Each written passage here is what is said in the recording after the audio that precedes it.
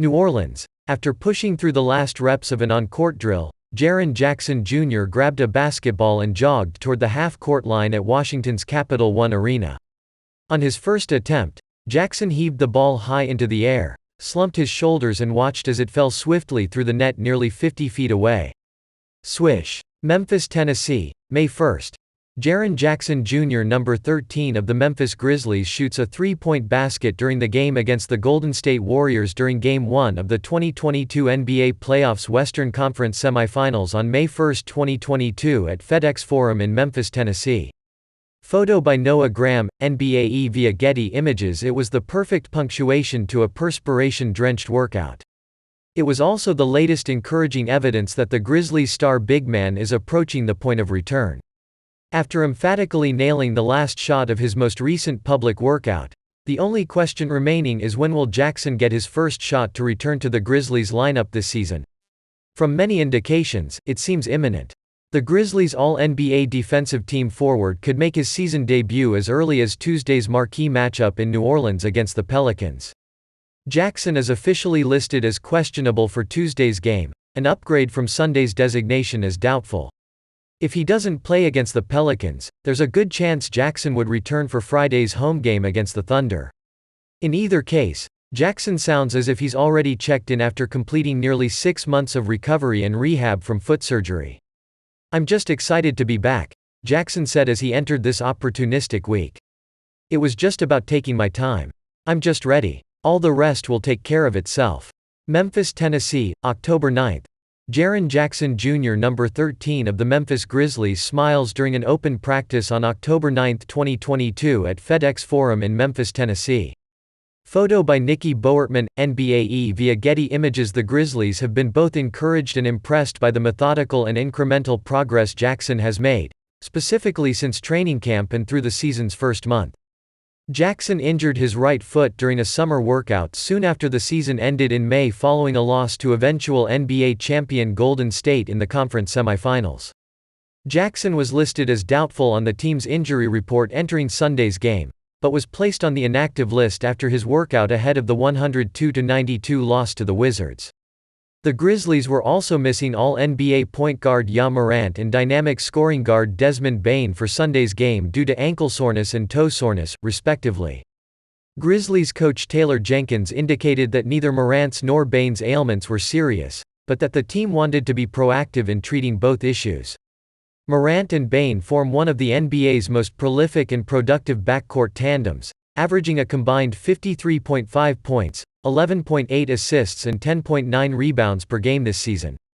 Morant is expected to return to action Tuesday, and he was not listed on Monday's injury report.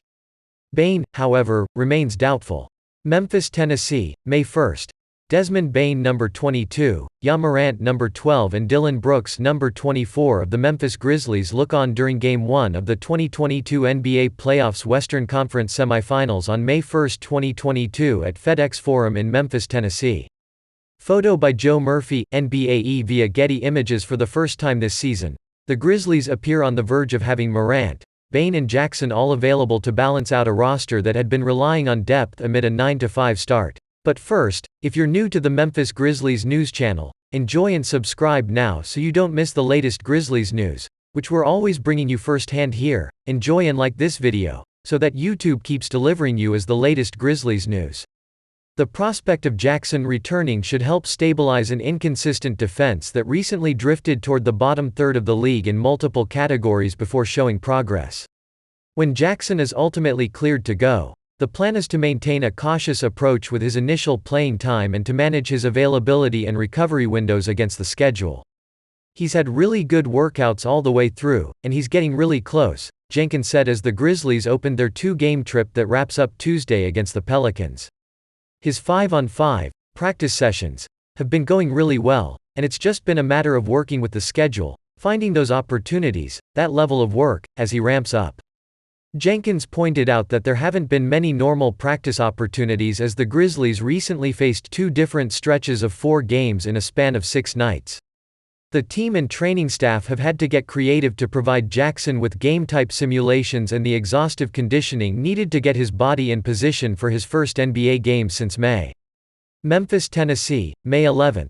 Jaren Jackson Jr. number 13 of the Memphis Grizzlies blocks the shot of Nemanja Bjelica number 8 of the Golden State Warriors during Game 5 of the 2022 NBA Playoffs Western Conference Semifinals on May 11, 2022 at FedEx Forum in Memphis, Tennessee.